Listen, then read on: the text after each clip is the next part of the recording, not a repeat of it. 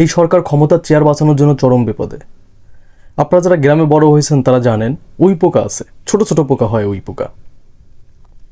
এই উই পোকা অনেক শক্ত, কাঠকেও কিন্তু খেয়ে ফেলে।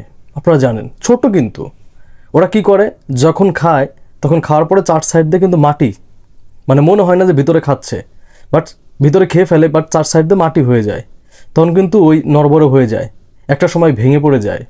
তো এই সরকারের চেয়ারে উই পোকা লাগছিল অনেক আগেই, লাস্ট 15 বছরে উই পোকা লাগতে লাগতে এখন শেষ পর্যায়ে আছে, যে কোনো সময় ভেঙে পড়ে যাবে। আপনারা তো নিজেরাই বুঝতে পারতেছেন যে কি ঘটতেছে আজকে। আমি অবাক হই গতকালকে একটা জিনিস দেখে, যে তিনি হাসপাতালে গেছে যারা আহত তাদেরকে দেখতে। আমি চ্যালেঞ্জ করে বলতে পারি ওইখানে কেউ শিক্ষার্থী ছিল না, সব আওয়ামী ছাত্রলীগের কর্মীরা ছিল, যুবলীগের কর্মীরা ছিল, এখানে সাধারণ শিক্ষার্থী কেউ ছিল না, চ্যালেঞ্জ করে বলতে পারি। কিন্তু আমার মনে হয় না লেট হয়ে গেছে? যদি ছাত্রদের কাছেও যেয়ে থাকে, শিক্ষার্থীদের কাছেও যেয়ে থাকে, লেট হয়ে গেছে না? আপনি জনগণের কাছে ফার্স্টে দেখাইতে চাইছেন মেট্রো রেল ভাঙছে। বাংলাদেশের জনগণ তো, গ্রামের মানুষ তো মেট্রো রেল চেনেই না, আপনি কাকে চেনাবেন মেট্রো রেল? তাও তো মেট্রো রেলও ওঠে নাই, তো মেট্রো রেল চেনাই তো লাভ নাই। কানাডা হাইকোর্ট দেখায় লাভ আছে বলেন? তো আপনি মেট্রো রেল দেখায় জনগণের সামনে কান্না করছেন যে আমার এত টাকা খরচ করে বানাইছে, জনগণের জন্য শেষ করে দিছে। বাট আপনার মেট্রো রেল নিয়ে মানুষ টিয়াতে নাই, কষ্টে নাই, কিন্তু মানুষ কষ্টে হচ্ছে এতগুলা মানুষের জীবন কেড়ে নেওয়া হয়েছে এটা নিয়ে। আমি একটা ভিডিও দেখতেছিলাম, আমি শকড হয়ে গেছি টু বি অনেস্ট। একটা ছেলে একটা নির্মাণাধীন ভবনের কার্নিশে লুকায় বাঁচার জন্য, একজন শিক্ষার্থী, তাকে পুলিশ ওইখান থেকে গুলি করে মেরে ফেলে। চিন্তা করা যায় কতটা বর্বরতা।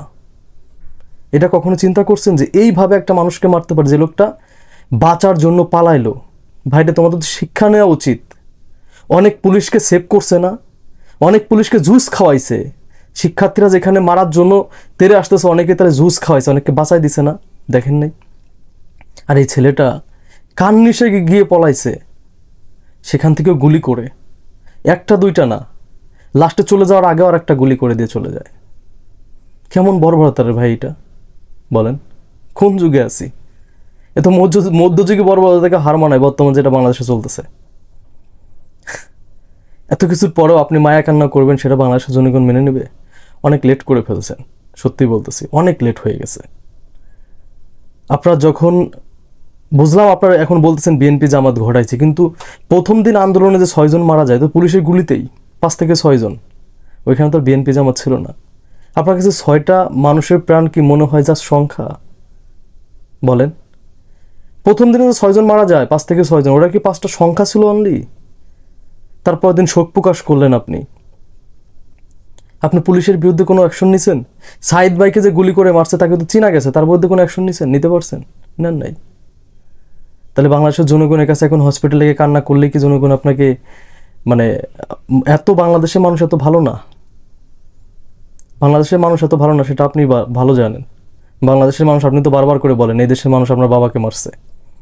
বাংলাদেশের মানুষ তো এত ভালো না, আপনি গিয়ে কান্না করলে বাংলাদেশের মানুষ সুন্দরভাবে এটা মেনে নেবে না। বাঙালিরা তো ভালো না। অনেক লেট হয়ে গেছে। আপনার প্রথমে যাওয়া উচিত ছিল শিক্ষার্থীদের কাছে। আবার দেখলাম আমাদের যে মুগ্ধ ভাই, মুগ্ধ ভাইয়ের যেই কথাগুলো শুনতেছি, কীভাবে মারা গেছে আমার বোঝাইতে পারবো না ভাই, ভিতরটা ফেটে আসতেছে ভাই। যে এই ছেলেটার, মুগ্ধ ভাই যে মারা গেছে, এর আসলে গভর্নমেন্টের জবের প্রয়োজন ছিল না।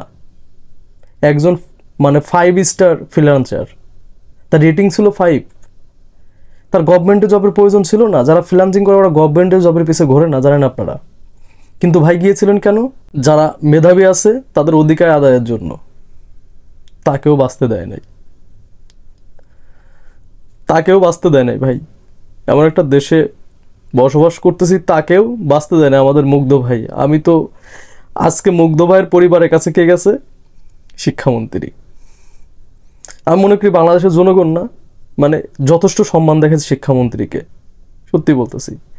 মুগ্ধ ভাইয়ের পরিবার যথেষ্ট সম্মান দেখাইছে। তাজা একটা জীবন চলে গেছে, তারপরে বলে যে খতিয়ে দেখবো কারা কি করছে। এই খনিজ যদি আপনি খতিয়ে দেখতে যান, যে তদন্ত করতে যান, 1 নম্বর আসামি তো এই সরকার। আপনি পড়বেন আসামি, কারণ আপনি শিক্ষামন্ত্রী। কারণ আপনি শিক্ষামন্ত্রী, শিক্ষার্থীরা আন্দোলন করছে, আপনারা দায় নিতে হবে না, আপনিও তো একজন আসামি। আপনি যাচ্ছেন আজকে তার পরিবারকে সান্ত্বনা দিতে। বাংলাদেশের মানুষ অনেক লেট করে ফেলছেন না? একটু লেট হয়ে গেল না?